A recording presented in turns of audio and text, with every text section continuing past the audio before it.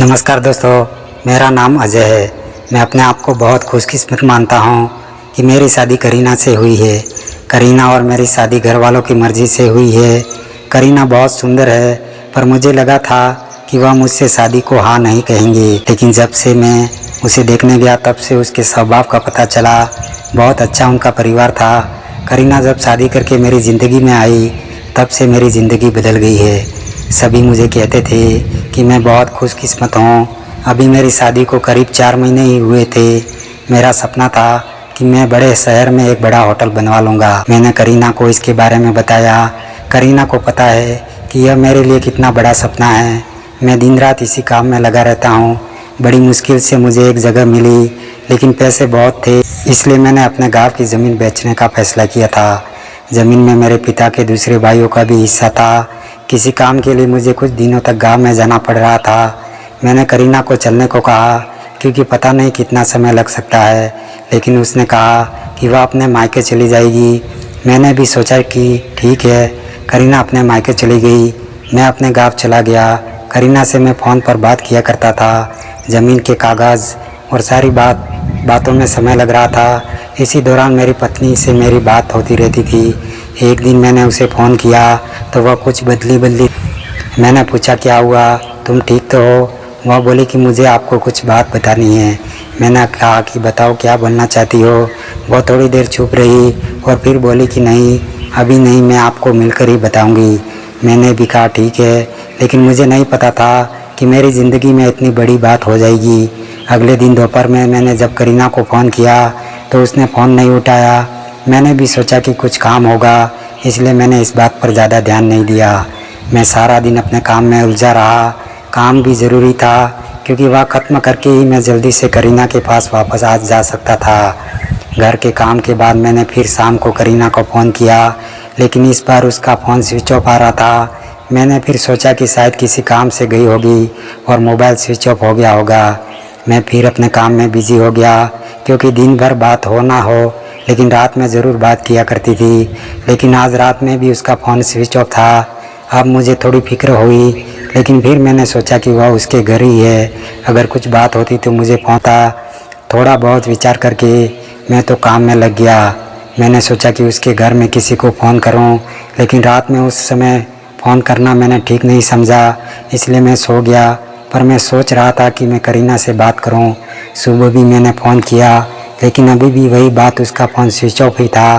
अब मैंने उसकी मम्मी को फ़ोन किया, लेकिन उन्होंने भी मेरा फ़ोन नहीं उठाया। मुझे थोड़ा फिक्र होने लगी थी, क्योंकि किसी से भी मेरी बात नहीं हो पा रही थी। करीब 5 दिन तक ना करीना का फ़ोन आया, ना उसकी माँ का। मैं अपने काम में लगा रहा। फिर एक शाम मेरी सास का फ़ोन आया।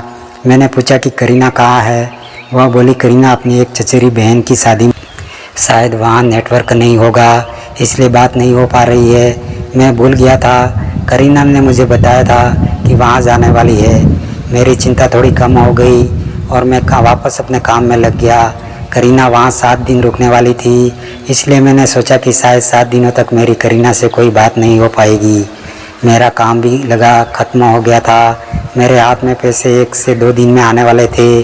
जैसे ही मेरे हाथ में पैसे आए, मैं वहाँ से निकल गया। वहाँ से निकलने के बाद सीधा अपने पत्नी के घर ही गया उसे लेने के लिए। जैसे ही मैं वहाँ पहुँचा, मुझे देखकर मेरी सास खुश होने के बजाय डरी हुई दिखाई दे रही थी। मैं थोड़ी देर वहाँ बैठे उनसे पूछा कि करीना कहाँ है? वह बोली अभी आई नहीं है। मैंने बोला कि आई नहीं है, अभी तक उसका फ़ोन भी नहीं लग रहा है। मैंने कहा कि आप मुझे वहाँ किसी का नंबर दे दो, कितने दिन से करीना से बात नहीं हुई है। कुछ देर सोचने के बाद बोली अभी मेरे पास नंबर नहीं है, मैं आपको किसी से पूछ कर देती हूँ। करीब 10 दिन हो गए मुझे करीना से बात किए हुए। मुझे करीना पर भी गुस्सा आ रहा था कि उसका फ़ोन स्विच ऑफ क्यों आ रहा है। उसका फ़ोन काम नहीं कर रहा था तो वह किसी भी दूसरे फ़ोन से बात कर सकती थी, लेकिन उसने मुझसे बात नहीं की। मैंने सोचा था कि जब वह आएगी तो उसे ज़रूर डांटूंगा। मेरी सास का फ़ोन नहीं आया। करीब 15 दिन हो गए। मैं उनके घर वापस गया, लेकिन अब वह भी घर पर नहीं थी, ना ही मेरा फ़ोन उठा रही थी। अब मेरे मन में बहुत सारे विचार आने लगे कि आखिर बात क्या है जो करीना उसके घर वाले इस तरह का बर्ताव कर रहे हैं। मैंने उन्हें मैसेज किया कि अब मैं पुलिस के पास जाऊंगा। मेरी इस धमकी से शायद वो डर गई और उनका फ़ोन आया। बोली कि बेटा मैं तुम्हें बात कुछ बताना चाहती हूँ, तुम घर जाओ। अब मेरी चिंता बढ़ती जा रही थी, ऐसी क्या बात है जो यह सब मुझसे छुपा रहे हैं। मेरी पत्नी ने मुझसे 25 दिनों से बात नहीं की थी, आप सब जानते हैं। अगले दिन उनके घर गया, मेरी चांद का मुंह उतरा हुआ था। मैं बहुत गुस्से में था। मैंने जाते ही उन्हें ज़ोर से चिल्लाते हुए पूछा, कहाँ है करीना। मेरी सास बोली कि बेटा अब मैं तो तुम्हें बताने वाली हूँ, उस पर तुम्हें विश्वास नहीं होगा लेकिन यही सही है। वह बोली कि करीना किसी के साथ भाग गई है। मुझे मेरे कानों पर विश्वास नहीं हुआ कि मैंने क्या सुना। मैंने बोला आप कुछ भी बोलोगे और मैं मान जाऊँगा। वह बोली बेटा यही सही सच है, तुम्हारी शादी के पहले उसका एक प्रेम प्रसंग था। जब वहाँ गांव में अपनी बहन की शादी में गई तो उसे वहाँ मिल गया और वह मौका देखकर वहाँ से भाग गई। मैं जानती हूँ कि तुम उससे बहुत प्यार करते हो, लेकिन अब यही सच है, तुम्हें उसे भूलना होगा। हम लोग पुलिस के पास नहीं गए, लेकिन तो बदनामी होगी, इसलिए हम इस बात को तुमसे छुपा के रखे। करीना मेरे साथ 4 महीने तक रही थी। जितना मैं उसे जानता था वह ऐसा नहीं कर सकती थी, लेकिन उसकी माँ यह कह रही थी तो मैं कैसे नहीं मानता। मेरा मन अभी भी मानने को तैयार नहीं था। मेरी सास मेरे आगे रो रही थी, माफ़ी मांग रही थी। इतनी बड़ी बात मेरे घर वालों को पता चली तो उन्हें भी विश्वास नहीं हुआ। करीना स्वभाव से बिल्कुल ऐसी नहीं लग रही थी। करीना की माँ को रोते हुए देखकर मेरे घर वाले चुप रह गए। हमने कुछ बड़ा कदम नहीं उठाया। मैं अपने साथ हुए इस मौके को बर्दाश्त नहीं कर सकता था। मैंने करीना को बहुत प्यार किया और मुझे कुछ भी हासिल नहीं हुआ। करीना नाम से मुझे नफरत हो गई। मेरी ज़िंदगी पर इसका बहुत असर हुआ। मैं तो होटल की शुरुआत करने वाला था, उसके लिए मेरे पास अब सब कुछ आ गया था, लेकिन फिर भी मुझे अब कुछ करने का मन नहीं हो रहा था। किसी के साथ इतना बड़ा धोखा हुआ तो कैसे खुश रह सकता हूँ। मेरे घर वाले मुझे संभाल रहे थे। मैंने उसे अपने ढूंढने की कोशिश की।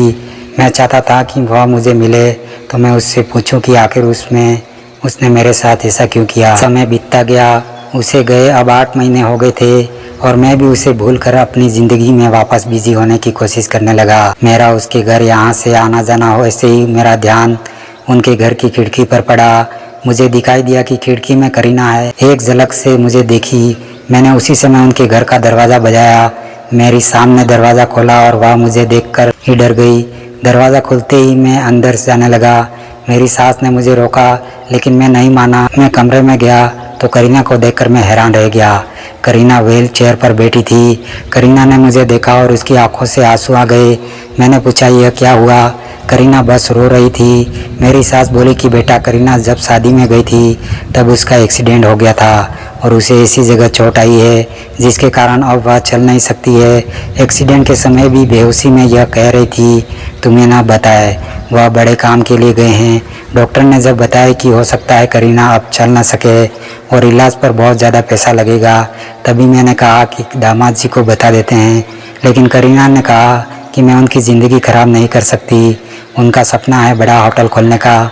उनकी ज़िंदगी में मैं जाऊंगी तो उस पर बहुत ही बुरा प्रभाव पड़ेगा और वह अपने काम से विचलित हो जाएंगे। इसलिए करीना ने यह झूठ तुम्हें कहने को कहा ताकि तुम उसे भला बुरा कहकर मुझे भूल जाओ, उससे नफरत करो। मेरी पत्नी इतना प्यार करती थी।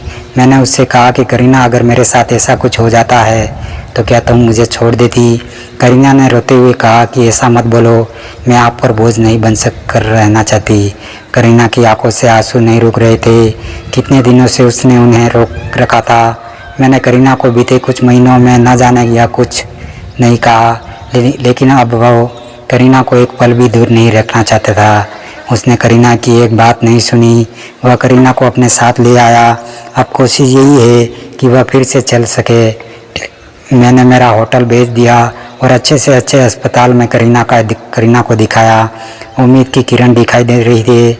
बस यही चाहता हूँ फिर से अपने पैरों पर खड़ी हो जाए। दोस्तों, आशा करता हूँ कि आपको हमारी कहानी पसंद आई होगी। पसंद आई हो तो वीडियो को एक लाइक करके चैनल को सब्सक्राइब जरूर करें। धन्यवाद।